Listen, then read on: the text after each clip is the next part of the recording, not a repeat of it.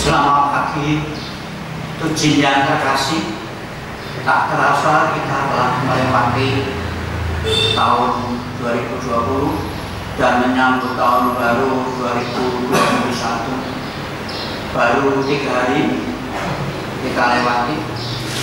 Semoga di dalam tahun yang baru ini kita pandai-pandai mengevaluasi diri. Semoga kita mendapat ridho, karunia, rahmat daripada Tuhan Yang Maha Esa, sehingga diri kita menjadi sehat dan tidak mempunyai halangan apapun juga. Para uji, pada kesempatan minggu pertama pada tahun baru ini, saya akan membawakan sebuah uraian yang berjudul evaluasi diri. Mengapa kita selalu mengevaluasi diri?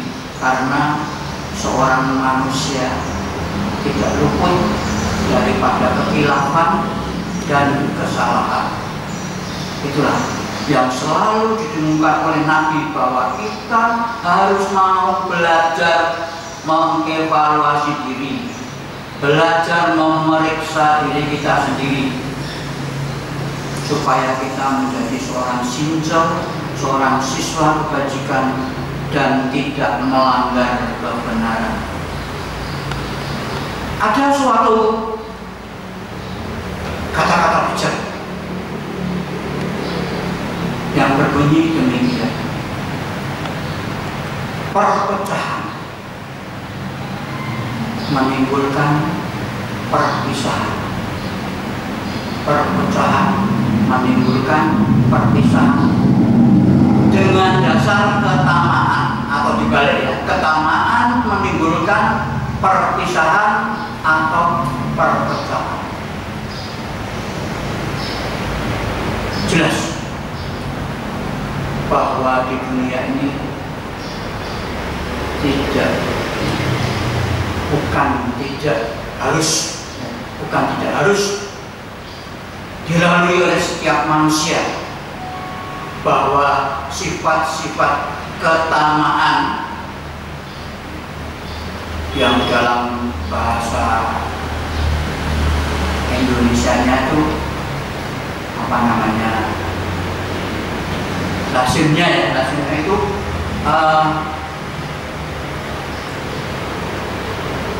ingin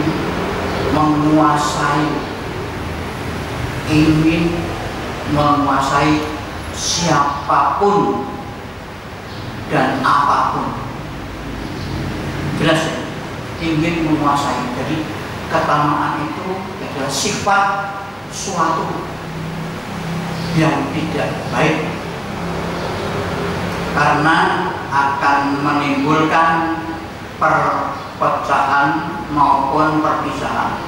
Contoh yang beberapa bulan yang lalu, seorang konglomerat yang namanya Eka Cipta Wijaya itu keluarganya saling berebut harta sehingga sampai di pengadilan negara. Itulah.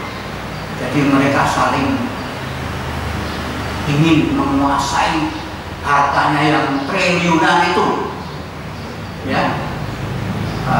Ini suatu contoh dari ketamaan yang menimbulkan perpisahan ataupun perpecahan. Yang lain, setelah saya membuka-buka buku lama, itu ada permainan anak-anak, permainan umur kita, yaitu permainan dakon atau congkak. Permainan dakon atau congkak ini memerlukan kecerdasan pikir, bagaimana supaya kita tidak mati langkah, ya. Lalu di situ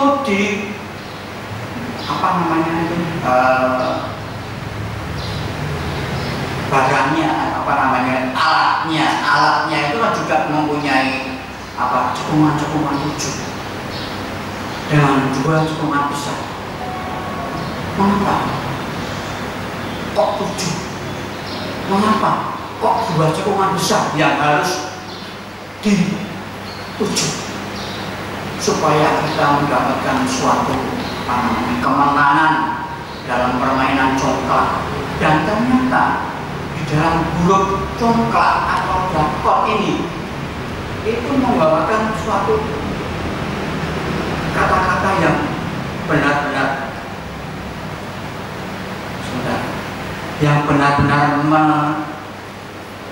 menuntun kita kepada suatu sifat, ya. Ini saya catat, soalnya saya kemarin sering lupa karena masalah umur. Lupa itu pasti, ya. Maka saya catat begini artinya. Tadi kan saya sudah mengatakan dakon atau congklak itu memerlukan kecerdasan berpikir untuk bermain supaya kita itu menang, ya, dan dapat mengalahkan lawannya. Yang pertama, D, dadi manungsa sing luhur lokasane. Dadi manungsa ku sing luhur lokasane. Jadi kita itu harus berbuat baik, tercatat di dalam generasi kita. Oh, Bapak Presiden ini, Bapak Presiden ini, entah itu negatif atau positif. Tapi yang jelas di sini sing luhur lokasane. Itu yang kedua. A, ati lan pikir sing becik patrake. Jadi pikir sama hati ini harus sama, sesuai dengan patra tempatnya, ya. Jangan kesana kemari. Ini patra bahasa Jawanya begitu, ya. Ati lan pikir sing becik anggone matrapake. Lalu kanya, ini yang penting, kudu semua keluarga lan wong tuane. Ini menandakan ajaran Nabi, berbakti kepada orang tua. Lalu yang ojo tumeh yang lagi mulya. Ojo tumeh yang lagi mulya. Kalau orang tua dulu mengatakan, ya, nyawa mung gaduhan, bondo mung titipan, ya. Satu lagi pangkat itu apa yang saya lupa, ya, yang ada 3 itu.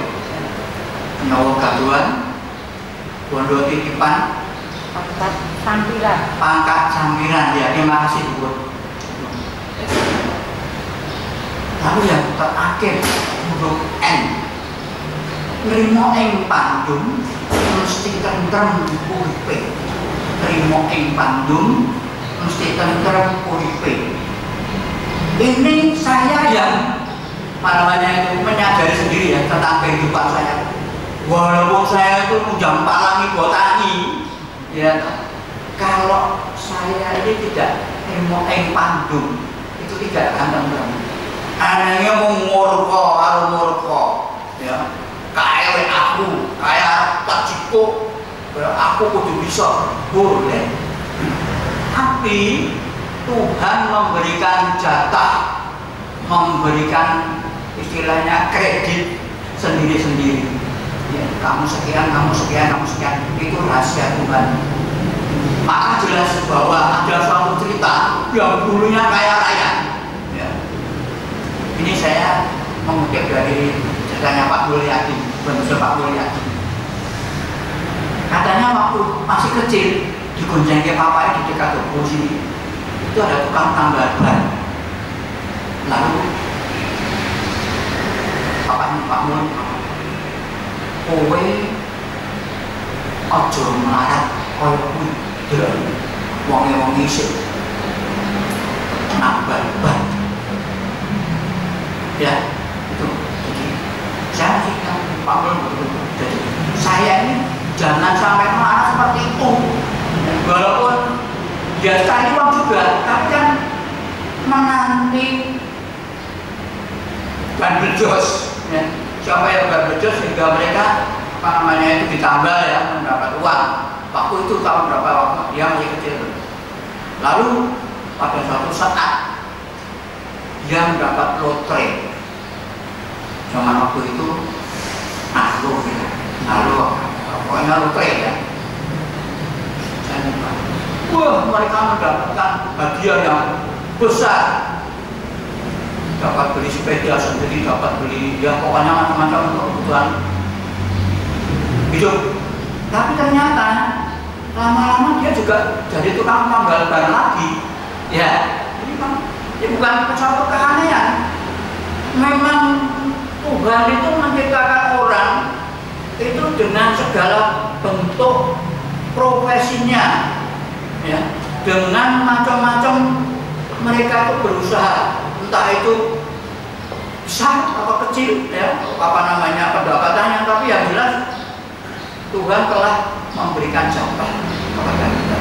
Maka kita tidak perlu ngoyo-woro, ya, tidak perlu memaksakan kehendak bahwa kita ini ditakdirkan Tuhan itu hidup untuk mengemban firman Tuhan, ya, dengan dituntun oleh ajaran-ajaran Nabi Puja kita, ya, maka kita harus menerima yang pandung mesti kita terlalu jelas. Coba sekarang pemerintah kurang apa? BLT dikasih, tapi pejabat-pejabat tinggi yang dengan belanja jatah yang cukup untuk bulanannya, mereka masih mempunyai rasa ingin banyak, yaitu korupsi itu tadi, ya. Lalu selanjutnya kita kembali ke evaluasi diri. Ini sangat penting. Evaluasi diri ini kita setiap hari pasti melakukan kesalahan, walaupun besar atau kecil. Yang pertama, ada suatu cerita mungkin di WhatsApp kucing belum sempat baca, atau yang tidak punya belum pernah membaca. Itu diceritakan ada suatu dosen dengan mahasiswanya yang berjalan-jalan di tamannya. Tidak, saya lupa.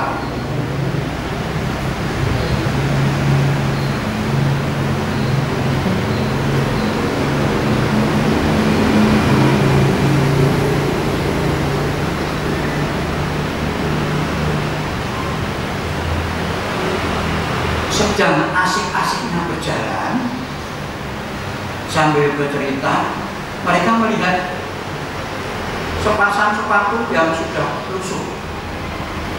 Mereka yakin bahwa itu milik tukang kebun yang bekerja di sana. Selanjutnya pasti sebentar lagi dia akan menyelesaikan pekerjaannya. Sang mahasiswa melihat dan kepada dosennya dia berkata, bagaimana kalau kita candai tukang kebun dengan menyembunyikan sepatunya, kemudian kita bersembunyi di balik pepohonan, dan nanti ketika dia datang untuk memakai sepatunya kembali, dia akan kehilangan. Kita lihat bagaimana dia kaget atau cemas. Lalu dosen itu menjawab, mahasiswaku, tidak pantas kita menghibur diri dengan mengorbankan orang miskin. Kamu kan seorang kaya, dan kamu bisa saja menambah kebahagiaan untuk dirinya. Sekarang coba kamu memasukkan beberapa lembar uang ke dalam sepatunya itu. Kemudian perhatikan bagaimana respon dari tukang kebun yang miskin itu.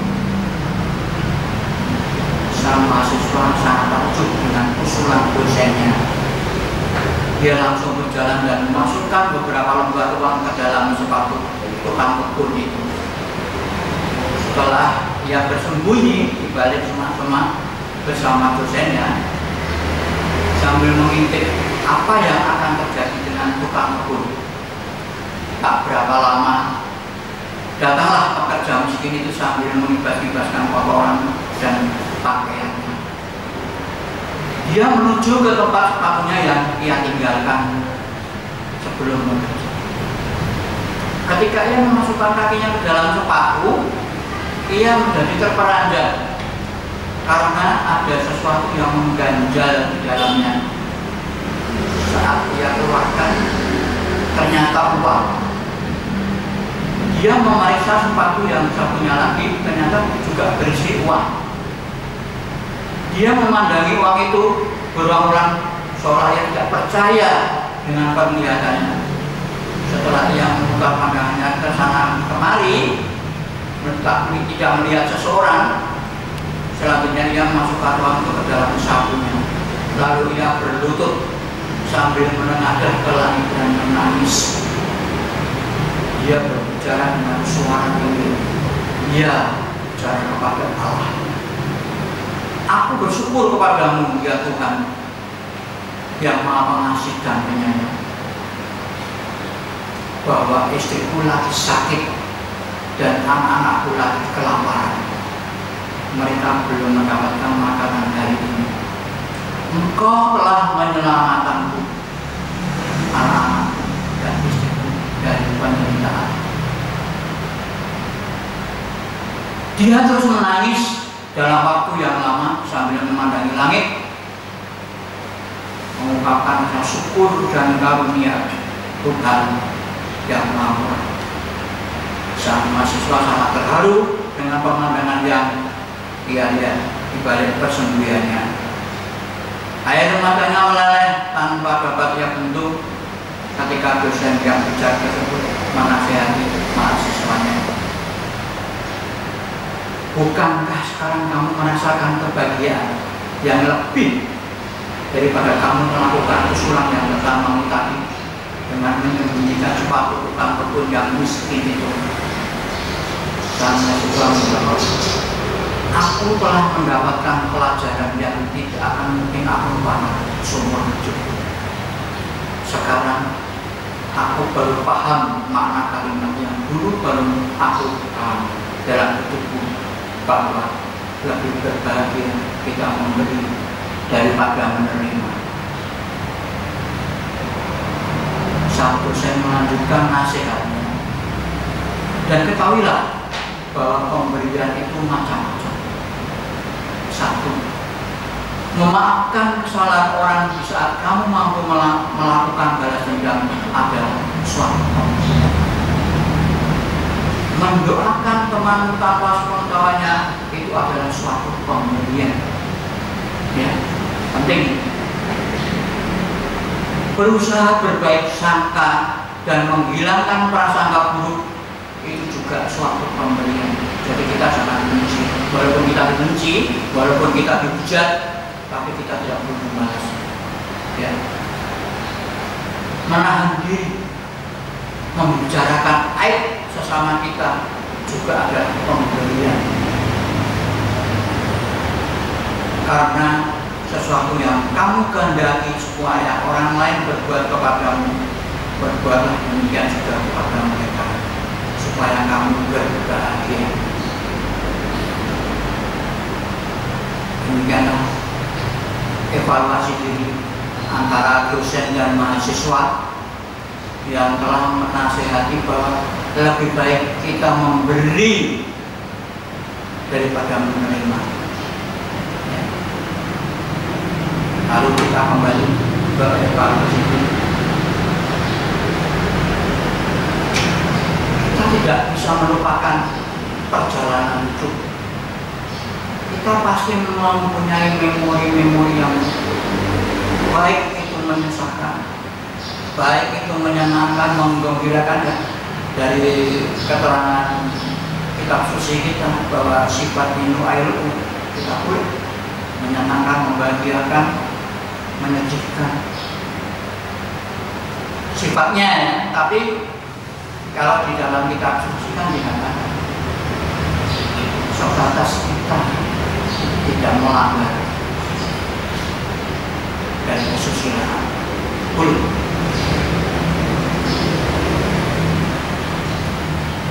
Maka tadi kita bersama-sama membaca kitab Wahyu yang ke-12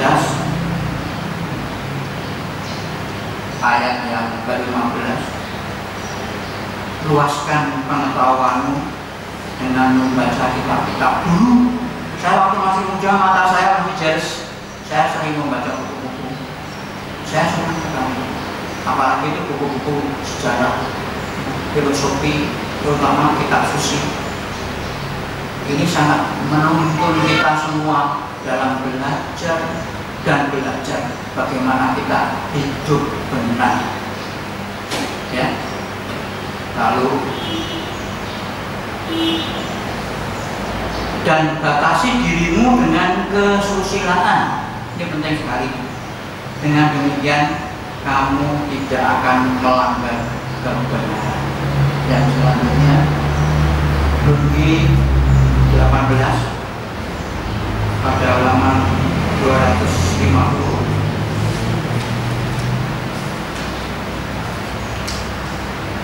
Pada pasal yang ke-26, seorang kuncu berwibawa tetapi tidak sombong.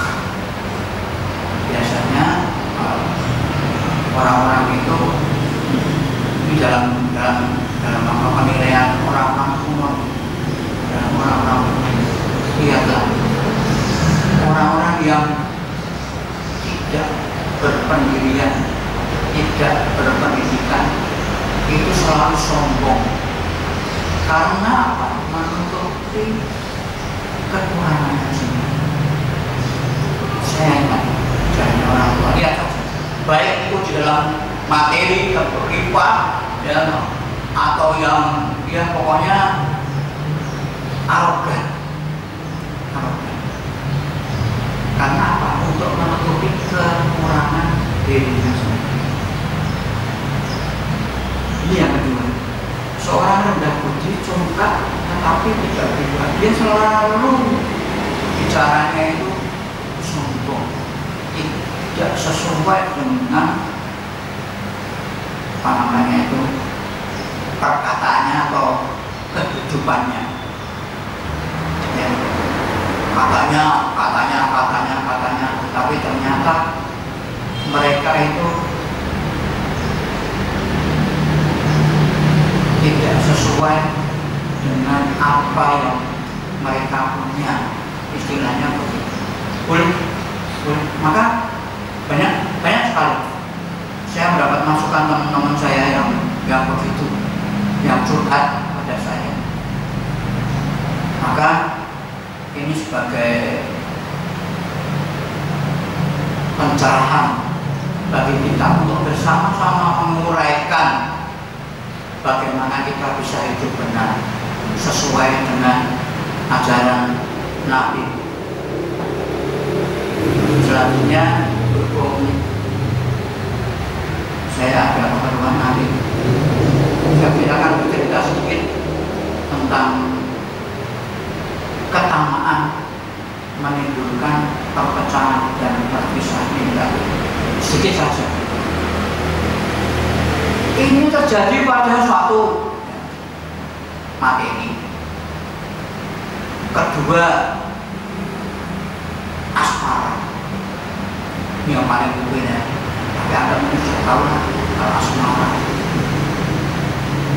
Keluarga. Yang namanya keluarga itu harus bisa rukun, atau yang tadi saya katakan bahwa utuh semua keluarga lan wong tuwa.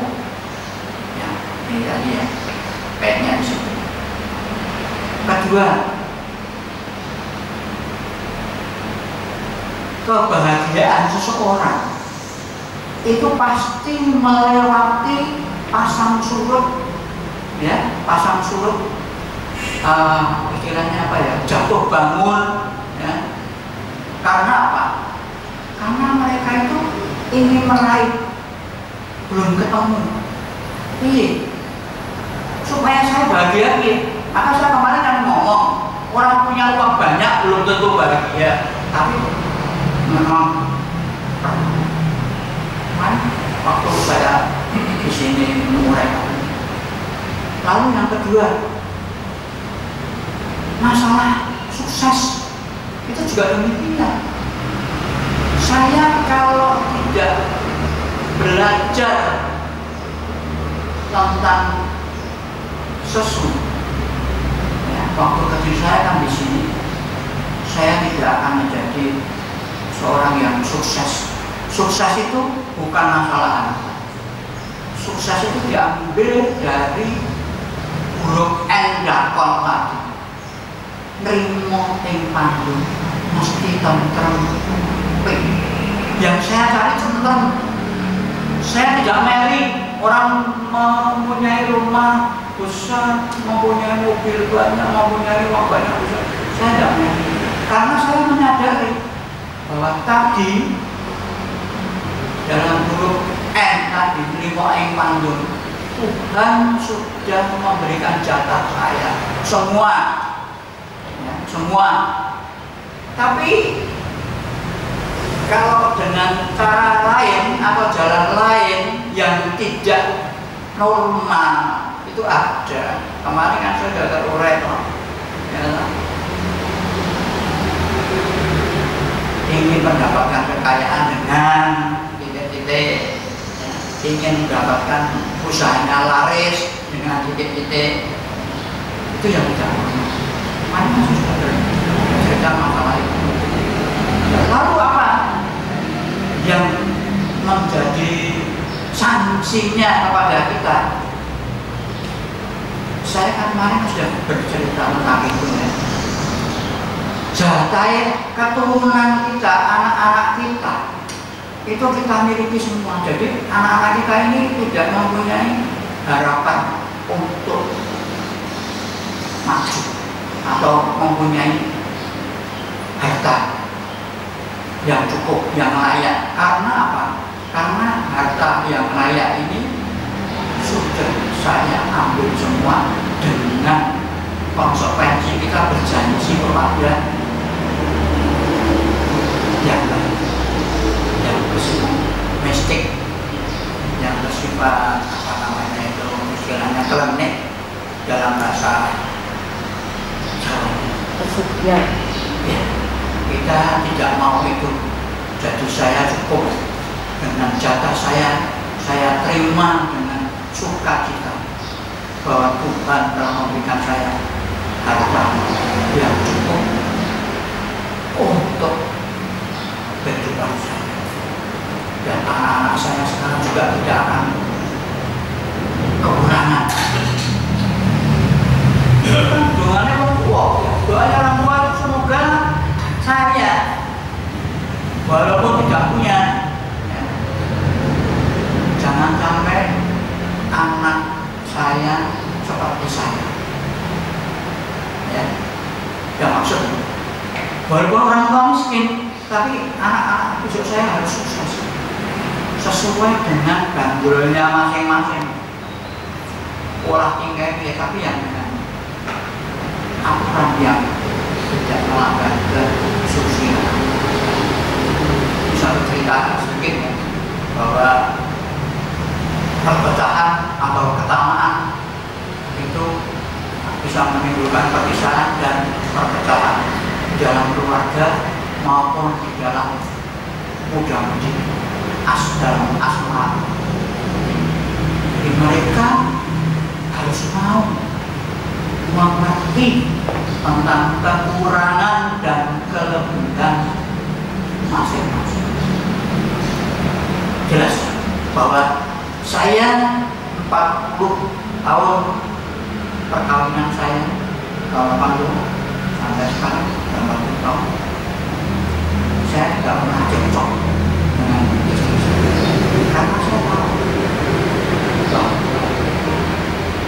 percekcokan, perselisihan itu tidak akan menyelesaikan masalah dan nanti akan didengar oleh anak-anak kita, direkam bahwa wah orang tua aku berdino broto itu jadi namun ya sampai bisa-bisa sehingga mereka itu mengajarkan secara persoalan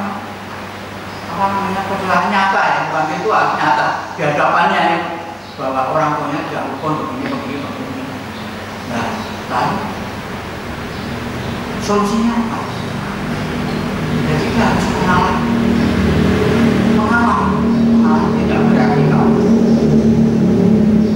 demikianlah yang saya mungkin para kucing yang terkasih dapat menyimpulkan sendiri ya bahwa arti dari permainan congklak tadi ya itu menyangkut kehidupan manusia.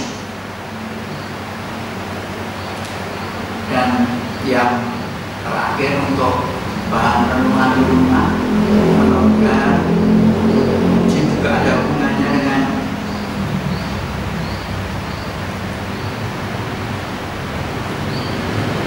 apa yang saya bicarakan hari ini, yaitu di dalam kitab Sabda Suci jilid 12 ayat yang ke-24. Cencu berkata, seorang kuncu menggunakan pengetahuan kita untuk memupuk persahabatan dan persahabatan mengembangkan cinta kasih. Jadi ini saya teringat pesannya Om Ingsyam, ojo jutaan sing rukun satu lagi. Saya mengingat ojo jutaan sing rukun, ojo padu ini, ojo padu, jangan berkelahi. Ini almarhum Om Ingsyam kalau memberikan nasihat saya gitu ya. Yang penting ini wong iki ojo jutaan, sing rukun, ojo padu dengan hal-hal yang sepele. Kemudian yang saya pada pagi hari ini semoga berkenan pada ujung kalian. Nanti lain waktu saya akan bercerita lagi ya. Sebelum saya turun mimbar